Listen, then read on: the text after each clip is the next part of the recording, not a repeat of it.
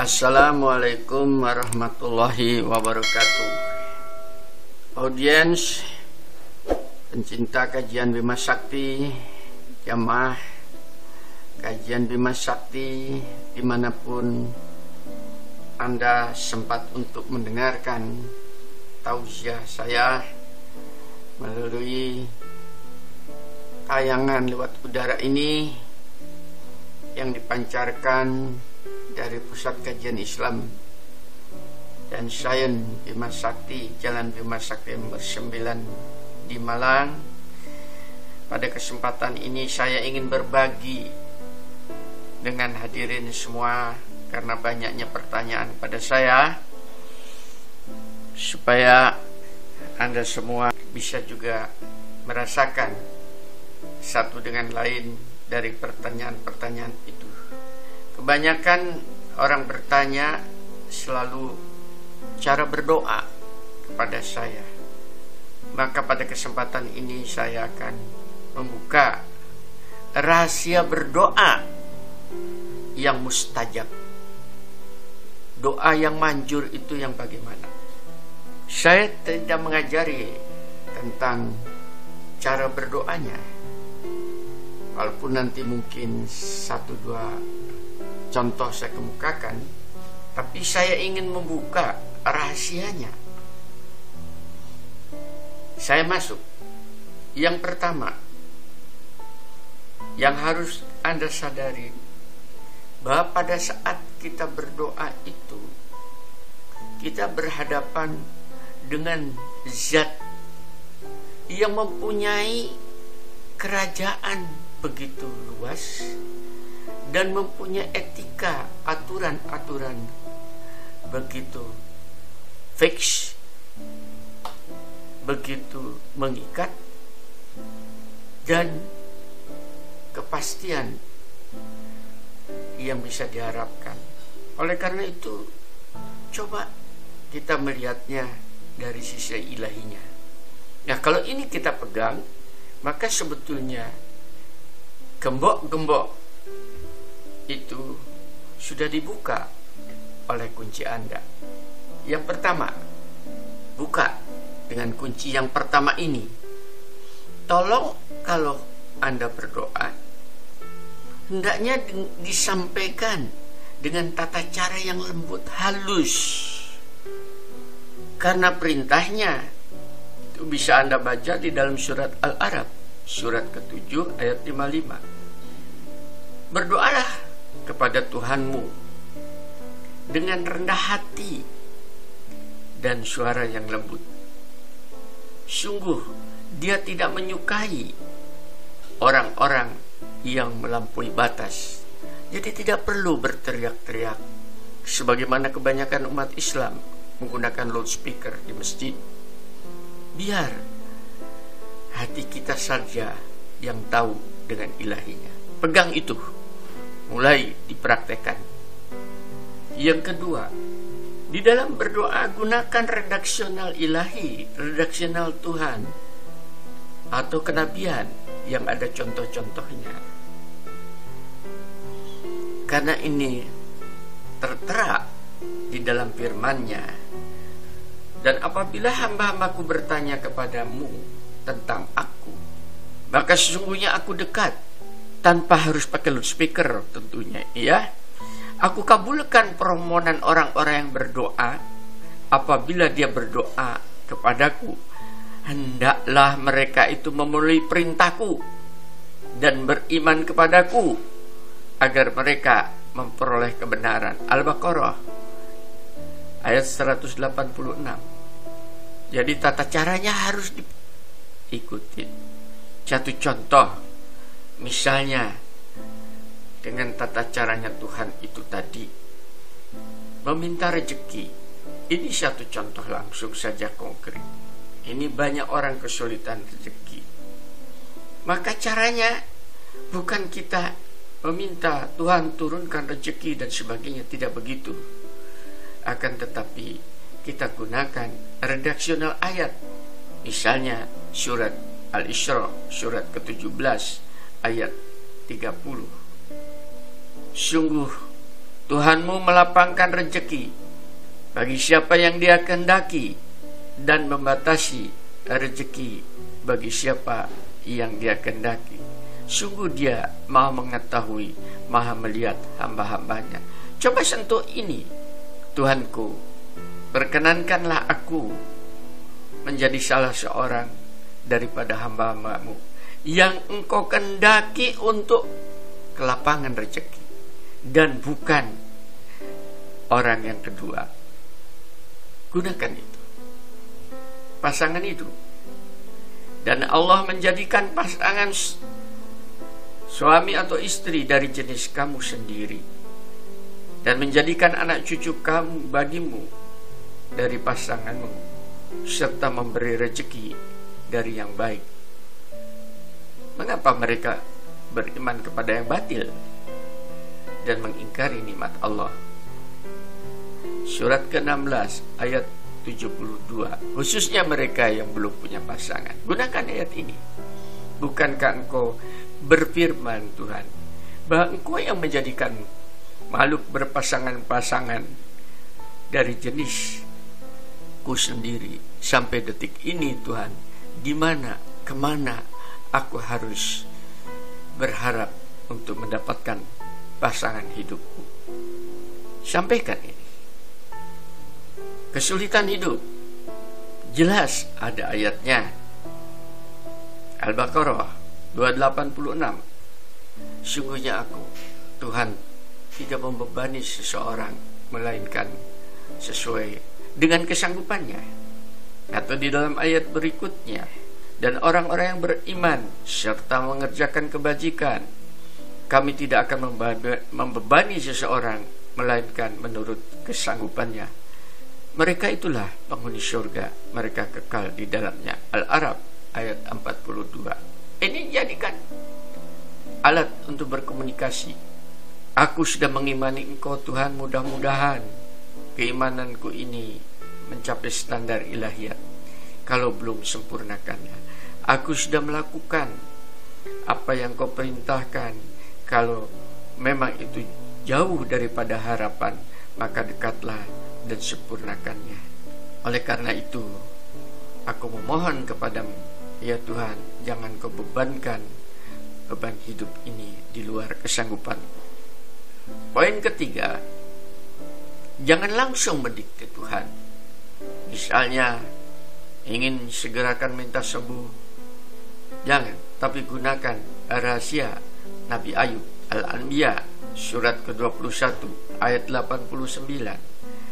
Dan Zakaria ketika dia berdoa kepada Tuhannya, ya Tuhanku, jangan Kau biarkan aku ditimpa penyakit ini, padahal Engkau ada Tuhan yang Maha Penyayang daripada semua yang penyayang. Al-Anbiya 8 ayat 83. Insya Allah itu akan dikabulkan. Yang keempat, gunakan waktu dan tempat yang mustajab. Banyak yang namanya waktu yang mustajab. Misalnya pada waktu malam hari. Dan pada sebagian malam lakukanlah sholat tahajud. Tambahan bagi kamu, mudah-mudahan Tuhanmu mengangkat ke tempat yang terpuji. Itu mustajab. Sungguh bangun malam lebih kuat, mengisi jiwa, dan bacaan waktu itu lebih berkesan. Bertasbihlah kamu pada malam hari dan setiap selesai sholat. Jangan cepat berdiri, tapi bermohon kepada Allah. Itu mustajab. Termasuk di Ka'bah, karena memang itu contoh-contoh kenabian. Yang kelima, ikhtiar dahulu, baru menyerah. Ayatnya jelas, dan barang siapa menghendaki kehidupan akhirat dan berusaha ke arah itu dengan sungguh-sungguh, artinya ada ikhtiar, sedangkan dia beriman, maka mereka itulah orang-orang yang usahanya dibalas dengan baik, sehingga doanya itu akan langsung manjur. Yang keenam, jangan ingin disegerakan, ini kurang baik. Wahai orang-orang yang beriman, mohonlah pertolongan kepada Allah dengan sabar dan sholat. Sungguh Allah beserta orang-orang yang sabar. Al-Baqarah 153. Belajar sabar. Yang ketujuh, menjauhi dosa dan maksiat. Dan orang-orang yang apabila mengerjakan perbuatan keji atau menzalimi diri sendiri, segera mengingat Allah, lalu mohon ampunan atas dosa-dosanya. Dan siapa lagi yang dapat mengampuni selain Allah? Dan mereka tidak meneruskan perbuatan dosa itu, sedang mereka mengetahui. Insya Allah balasan bagi mereka ialah ampunan dari Tuhan mereka, dan surga-surga yang mengalir di bawahnya sungai-sungai, mereka kekal di dalamnya. Itulah sebaik-baik pahala bagi orang-orang yang beramal. Dan barang siapa berbuat kejahatan dan menganiaya dirinya, kemudian dia mohon ampun kepada Allah, niscaya dia akan mendapatkan Allah Maha Pengampun, Maha Penyayang. An-Nisa 110. Yang kedelapan, ikuti dengan amal kesalehan, kecuali orang-orang yang bertobat setelah itu dan melakukan perbaikan, maka sungguh Allah Maha Pengampun lagi Penyayang. Jadi tobatnya itu ada bukti bahwa setelah itu dia melakukan perbaikan. Yang kesembilan, boleh minta doa pada orang yang dianggap warak, tapi jangan dikultuskan. Bisa orang tua, guru, atau siapa saja. Contohnya di dalam kenabian ini, Al-Munafikun 63 ayat 5. Dan apabila dikatakan kepada mereka, marilah beriman, agar Rasulullah memohonkan ampunan bagimu. Ini ajakan Rasul. Mereka membuang muka, dan kau lihat mereka berpaling dengan menyombongkan diri. Jangan seperti itu. Saya pun mengajak Anda semua, sebagaimana risalah kenabian ini, untuk bersama-sama ke arah yang lebih baik. Orang tua, anak itu bisa mendoakan. Bahkan anak bisa memohon kepada orang tuanya. Di dalam surat Yusuf ayat ke-97, mereka berkata, wahai ayah kami, mohonkanlah ampunan untuk kami atas dosa-dosa kami. Sungguhnya kami adalah orang-orang yang bersalah. Insya Allah mereka adalah orang-orang yang wara, yang ikhlas. Perlu diingat, pendengar yang budiman, ada larangan di dalam doa. Yang pertama, jangan meminta untuk kebinasaan. Misalnya karena kesombongannya tadi, dalam surat Al-Hajj ke-22 ayat 47, dan mereka meminta kepadamu agar azab itu disegerakan, padahal Allah tidak akan menyalahi janjinya. Yang berikutnya, dia berkata, Nabi Saleh, wahai kaumku, mengapa kamu meminta disegerakan keburukan sebelum kamu meminta kebaikan?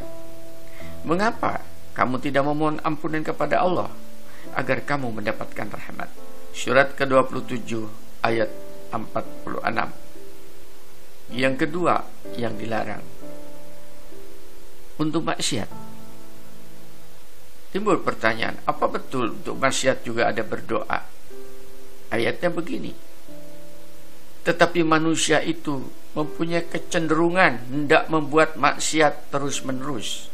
Surat ke-75 ayat 5. Dan manusia seringkali berdoa untuk kejahatan, sebagaimana biasanya dia berdoa untuk kebaikan.